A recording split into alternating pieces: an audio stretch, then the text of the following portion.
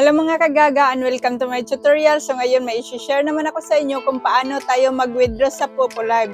Hello pala kay Chi Pesponilla, nag-request sa akin na kung paano mag-withdraw sa Popo Live. So salamat sa iyo Chi. Mag-start na tayo. Click lang natin ang ating Popo Live apps. Dito sa dashboard naman, i-click natin ang parang ulo ng tao. Ito nang makikita natin.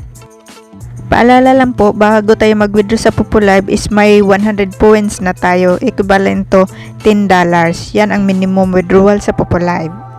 Click natin tong withdrawal. Nandito na tayo. Ang aking 103.326 is equivalent to $10.33. First time mo palang mag-withdraw, so dapat i-click muna natin ang add payment method. Click nyo sa payment method, ito nang makikita nyo. So, mamili lang kayo dito. Maraming papilian dito. Sa akin is GCash ang ginagamit ko. Pagtapos na tayo mag-bend ng e-wallet, so balik tayo sa withdrawal.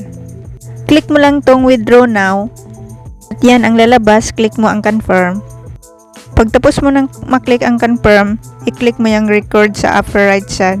Diyan makikita mo ang iyong mga withdrawal record. Dito sa Popo is ilang minuto lang po ay magte-text na sa inyo ang Popo at ma-receive nyo na sa inyong GCash or ano ang ginagamit nyo. So salamat and please support and subscribe to my channel. God bless you all and bye-bye.